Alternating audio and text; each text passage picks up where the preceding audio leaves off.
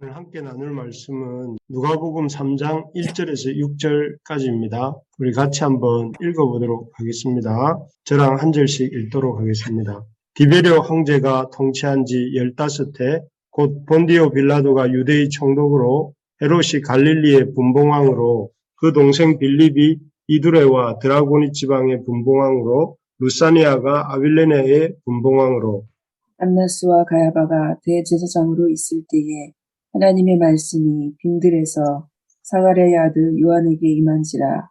요한이 요단강 부근 각처에 와서 제사함을 받게 하는 회개의 세례를 전파하니 선지자 이사야의 책에 쓴 바 광야에서 외치는 자의 소리가 있어 이르되 너희는 주의 길을 준비하라. 그의 오실 길을 곧게 하라. 모든 골짜기가 메워지고 모든 산과 작은 산이 낮아지고 굽은 것이 곧아지고 험한 길이 평탄하여질 것이요 모든 육체가 하나님의 구원하심을 보리라 함과 같으니라. 네, 메시아 시대의 특징 세 가지 이런 제목을 가지고 우리 말씀을 나누도록 하겠습니다. 1960년대 마틴 루터 킹은 미국 흑인 인권 운동의 깃발을 높이 올리고 미국 흑인 역사에 새로운 시작을 알린 목사님이십니다. 그가 흑인 인권 운동의 깃발을 높이 올리면서 한 유명한 연설이 있죠. 그 연설 제목은 I have a dream으로 시작되는 나에게는 꿈이 있습니다 라는 연설입니다. 이 연설문 중에 아주 유명한 한 문장이 있는데 바로 이 문장입니다. 제가 한번 읽어드릴게요. 오늘 저에게는 꿈이 있습니다. 주지사가 늘 연방정부의 조처에 반대할 수 있다느니 연방법의 실시를 거부한다느니 하는 말만 하는 엘리베마주가 변하여 흑인 소년 소녀들이 백인 소년 소녀들과 손을 잡고 형제자매처럼 함께 걸어갈 수 있는 상황이 되는 꿈입니다. 오늘 저에게는 꿈이 있습니다. 어느 날 모든 계곡이 높이 솟아오르고 모든 언덕과 산은 낮아지고 거친 곳은 평평해지고 굽은 곳은 곱게 펴지고 하나님의 영광이 나타나 모든 사람들이 함께 그 광경을 지켜보는 꿈입니다. 참 여기에 보면 루터킹 목사가 자기가 살던 엘리베마주가 변하는 꿈을 꾸고 있습니다. 그래서 흑인 소년 소녀들이 백인 소년 소녀들과 함께 손을 잡고 걸어갈 수 있는 그런 시대가 오기를 꿈꾸고 있습니다. 1960년대만 해도 흑인과 백인의 차이가 차별이 엄격하던 시대였었는데 그런 꿈을 꾼 것이죠. 그리고 그 꿈이 이루어지는 과정을 이사야서 40장 3절에서 5절까지의 말씀을 인용하여 선포하고 있습니다. 다시 한번 읽어드릴게요. 어느 날 모든 계곡이 높이 솟아오르고 모든 언덕과 산은 낮아지고 거친 곳은 평평해지고 굽은 곳은 곱게 펴지고 하나님의 영광이 나타나 모든 사람들이 함께 그 영광을 지켜보는 꿈입니다.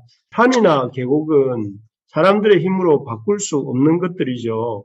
높은 산도 깊은 계곡도 사람이 어떻게 할 수 없는 것들입니다. 뿌리 깊은 흑인에 대한 뿌리 깊은 편견에서 시작된 노예제도는 계곡이나 산처럼 인간의 힘으로 바꿀 수 없는 것처럼 여겨집니다. 하지만 하나님의 영광이 나타나면 산처럼 인간의 힘으로 산은 낮아지고 계곡은 높아져서 높아지고 또 거친 곳은 평평해지고 굽은 곳은 곱게 펴지는 역사가 일어난다 이렇게 말을 하면서 이렇게 선포하고 있죠. 그래서 흑인 노예 제도가 사라지고 흑인 아이들이 백인 아이들과 함께 뛰어노는 그런 놀라운 광경을 보게 될 것이라 하는 것이죠. 참 놀랍고 위대한 꿈 아니겠습니까? 우리가 이런 놀랍고 위대한 꿈을 꾸는 우리가 되기를 소망합니다. 그래서 이 마틴 루터 킹을 통하여 흑인 인권 회복 운동의 깃발이 높이 올라갔고 또 그를 통해서 오늘날 그때와는 비교할 수 없을 정도로 흑인 인권 회복이 이루어졌다고 합니다. 또 우리가 지난 특세 기간 월요일 아침에 나누었던 것처럼 느헤미야와 그 백성들 역시 꿀 수 없는 꿈을 꾸었고 그래서 성벽 재건이라는 142년 동안 중단되었던 그 성벽 재건의 역사를 이렇게 시작하고 또 52일 만에 그 꿈을 이루었던 것처럼 꿈이 참 이룰 수 없는 것 같은 그 일이지만 하나님을 의지함으로 꿈을 꾸고 이렇게 이 꿈을 꿀 때에 그런 꿈이 이루어지는 하나님의 영광이 나타날 때 이루어지게 되는 그런 놀라운 역사가 일어나게 되는 것이죠. 그런 꿈을 꾸는 우리 부르심의 가족들 되기를 소망합니다. 그래서 우리 모든 참 부르심의 가족들이 2022년 새해에는 하나님의 꿈을 꾸고 하나님의 영광이 임하여서 하나님의 역사가 우리의 삶 속에 나타나고 우리 교회 가운데 나타나고 또 그렇게 이 역사를 경험하는 우리 모두가 되기를 주님의 이름으로 축복합니다. 그런데 이제 오늘 이 루터킹 이야기를 좀 길게 했지만 이 루터킹의 인권 회복 운동을 시작하면서 인용했던 그 이사야서 40장 말씀을 똑같이 인용하며 약속된 메시아가 오셨고 그를 통해 새로운 시대가 시작되었음을 알리는 사람이 있습니다. 그가 누굴까요? 예, 오늘 본문을 읽어보셔서 아시겠지만 세례 요한입니다. 세례 요한은 광야에서 몰려오는 이스라엘 백성들에게 회개의 세례를 주면서 약속된 메시아가 사람의 몸을 입고 오셨다. 그래서 그 육체를 입은 메시아, 그 육체를 입은 그리스도를 통해서 모든 사람들이 하나님의 영광을 보는 새로운 시대가 열렸다고 이렇게 선포하고 있습니다. 그러면서 그가 선포하기를 이 골짜기가 메워지고 산이 낮아지며 굽은 것이 곧아지고 험한 길이 평탄해지는 시대가 열렸다 하고 그야말로 이렇게 광야에 외치는 자의 소리로 소리 높여 외칩니다. 우리도 이 세례 요한의 이 광야에서 외치는 자의 새 시대를 알리는 그 소리를 잘 들을 수 있기를 바랍니다. 우리도 지금 2021년 새해가 열렸지 않습니까? 그래서 참 새 시대를 생각하면서 이렇게 이 말씀을 들으면 좋겠습니다. 그래서 지금 근본적으로 사람이 육신을 입고 오신 예수님을 통해서 육신을 입고 오신 하나님을 통해서 우리가 하나님의 영광을 볼 수 있는 이 시대가 지금 우리가 살고 있는 시대입니다. 그래서 우리가 하나님을 보고 싶다면 빌립이 예수님께 하나님을 내게 보여주십시오라고 말을 했었는데 정말 우리도 하나님을 보고 싶다면 예수님을 통해 하나님의 영광을 볼 수 있습니다. 말하기는 2022년에 이 예수님을 통해 하나님의 영광을 보고 영광 되신 주님을 향해 달려가기를 소망합니다. 이 세례 요한이 말하는 육체를 입고 오신 하나님이신 예수님을 통해 새롭게 시작된 시대의 특징이 무엇일까요? 새 시대의 특징, 새 시대가 갖고 있는 그 특별한 시대적인 의미는 이렇게 의미가 몇 가지 있습니다. 첫째는 이 새 시대는 예수님이 오심으로 시작되는 이 새 시대의 특징은 역사 속에서 실제적으로 이루어졌고 이루어지고 있는 역사다 하는 것입니다. 그래서 우리 1절, 2절을 같이 한번 읽어볼까요? 1절, 2절입니다. 함께 한 목소리로 읽겠습니다. 디베레오 황제가 통치한 지 15해 곧 본디오 빌라도가 유대의 총독으로 헤롯이 갈릴리의 분봉왕으로 그 동생 빌립이 이두레와 드라고니 지방의 분봉왕으로 루사니아가 아빌레네의 분봉왕으로 안나스와 가야바가 대제사장으로 있을 때 하나님의 말씀이 빈들에서 사가랴의 아들 요한에게 임한지라. 예, 여기에 보면 이 발음하기도 어려운 지역과 또 왕들의 이름이 쭉 열거되고 있습니다. 이걸 통해서 이 누가복음의 특징인데요.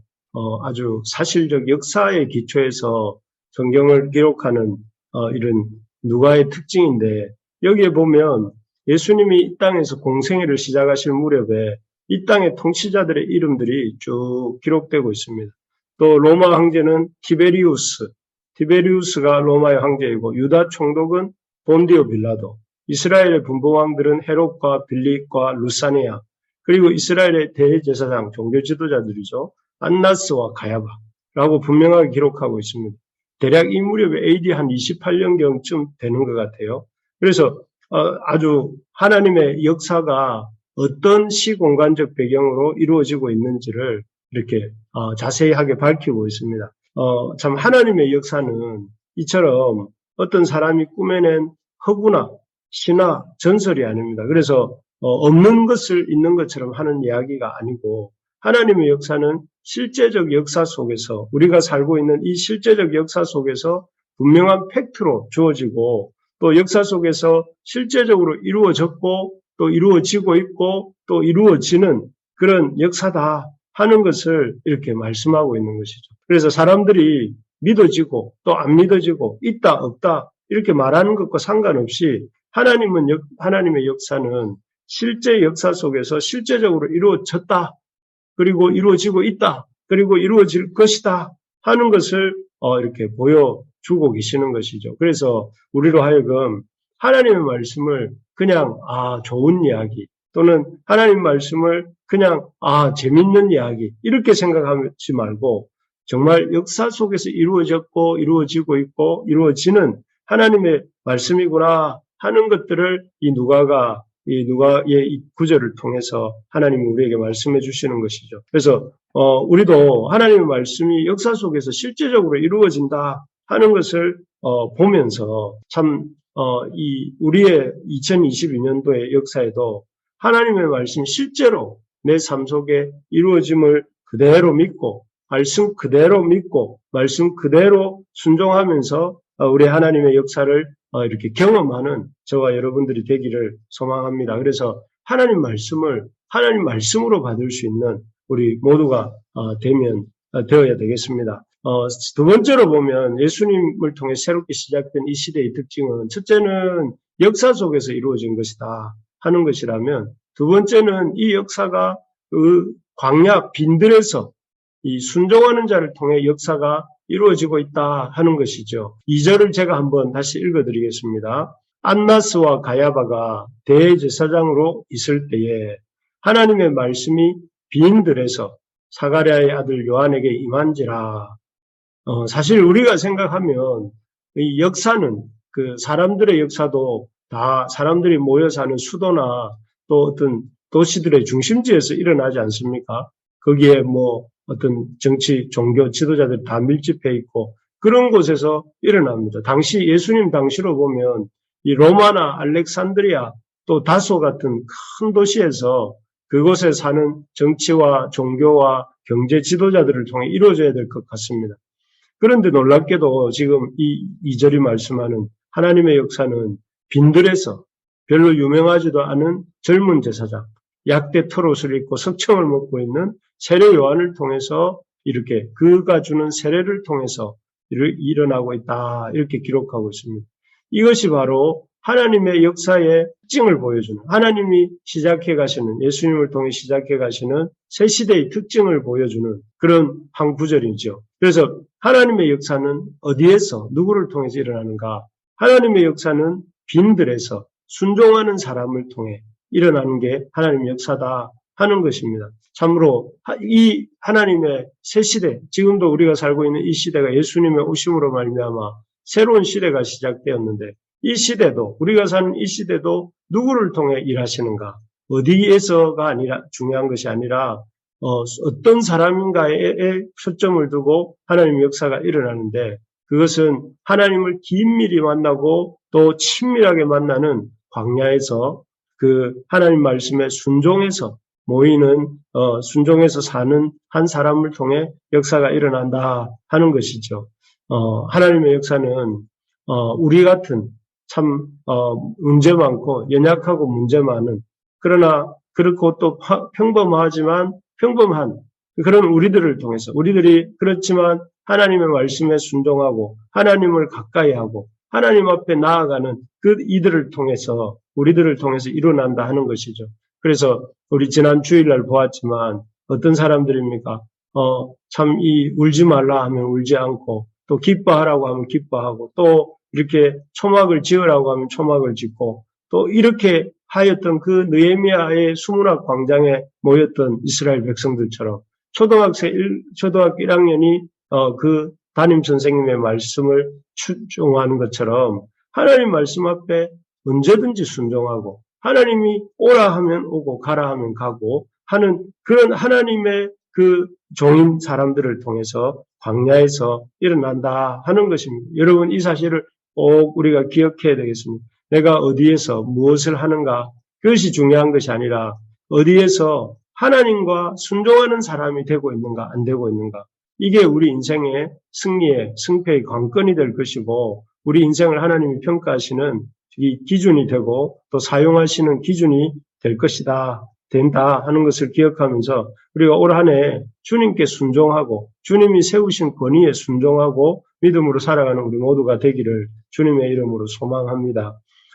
끝으로 이렇게 요한이 말하는 예수님을 통해 새롭게 시작된 시대의 특징. 첫째는 역사 속에서 이루어진다는 것이고, 두 번째는 광야에서 순종하는 자를 통해서 일어난다 하는 것이었다면, 세 번째는 어떤 사람들을 하나님은 어떤 사람들을 통해서 새 시대의 역사를 이루어 가시는가 하면 회개하는 자를 통해서 역사가 이루어진다 하는 것이에요. 3절을 한번 같이 읽어봅시다. 3절입니다. 시작. 요한이 요단강 부근 각처에 와서 제3을 받게 하는 회개의 세례를 전파하니. 예. 여기에 보면 예수님의 새 시대를 알렸던 깃발 같은 요한이, 세례 요한이 이렇게 처음 준 세례가 회개의 세례다 이렇게 말씀하고 있습니다. 그리고 또 그 회개의 세례를 물로 이렇게 부어서 주는 회개의 세례를 요한이 누구에게 주고 있느냐면 자기에게 나오는 모든 이스라엘 백성들에게 그 죄를 깨닫고 회개하도록 이렇게 회개의 세례를 주었다 이렇게 말씀하고 있어요. 그래서 이 본문의 요한의 별명이 세례 요한이지 않습니까?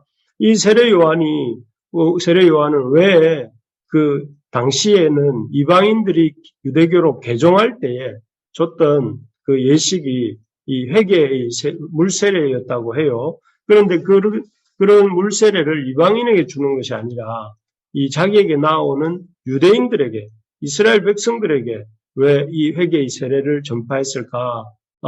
이렇게 생각해 볼 수 있습니다. 그것은 비록 유대인들이고 그들이 하나님의 선민이라고 스스로 생각하고 성전을 들락날락 하고 있었지만 실제 삶에서는 그들이 아주 이렇게 명목상만 하나님의 선민일 뿐이지 믿지 않는 사람들과 똑같이 자기 욕심을 따라 살면서 또 이렇게 세상 사람들과 하는 것 같이 똑같이 말하고 앞에서 이 말하고 또 뒤에서는 또 이렇게 이렇게 다른 말하고 부모에게 불효하고 거짓말하고 도둑질하고 간음하고 이웃의 물건을 탐내고 미워하고 살인하고 이런 죄들을 똑같이 이 유대인들이 지었던 것이죠. 그러니까 너희들이 겉은 하나님의 백성이라고 하지만 실제적으로는 세상 사람들과 똑같구나. 그렇다면 그 죄인됨을 그런 어떤 하나님 앞에 진실하지 못한 죄, 하나님 앞에 참으로 하나님의 백성이라고 하면서 하나님 말씀대로 살지 않는 죄, 그런 모든 죄를 회개하고 그 더러운 것들을 내려놓고 하나님 앞에 이렇게 회개함으로 하나님의 백성답게 살고자 새롭게 마음을 먹음으로써 하나님의 나라 백성으로 살 수 있다 하는 것을 이렇게 말씀하기 위해서 세계의 세례를 준 것이죠. 이렇게 이 새 시대 하나님이 쓰시는 하나님의 백성의 특징은 회개하는 자입니다. 그래서 2022년에는 우리가 참 다른 사람에 대해서 뭔가 말하기 전에 나 자신의 잘못을 돌아보고 우리 자신이 회개에 힘쓰는 한 해가 되기를 소망합니다. 그래서 우리가 하나님 앞에 바르게 세워져 갈 때에 우리가 먼저 하나님 앞에 바르게 세워져 갈 때에 그런 우리를 통해서 회개하고 하나님 말씀대로 살고자 애쓰는 우리를 통해서 하나님의 역사가 일어나서 산은 낮아지고 계곡은 메워지고 굽은 것은 곧아지고 또 그렇게 되는 역사가 우리에게 일어나게 될 줄로 믿습니다. 바라는 것은 우리 부르심의 가족들 한 사람 한 사람이 이 새로운 시대에 하나님이 쓰시는 귀한 하나님의 사람들이 되기를 바랍니다. 그러기 위해서는 하나님의 말씀이 실제 말씀임을 믿고 그 하나님의 말씀 앞에 참으로 순종하고 또 회개할 것을 회개할 줄 알면서 하나님 앞에 살아갈 때에 우리가 이 하나님의 놀라운 영광을 루터킹이 경험했던 것처럼 느헤미야 백성들이 경험했던 것처럼 세례 요한이 예수님을 통해서 경험했던 것 같은 그런 역사가 일어날 줄로 믿습니다.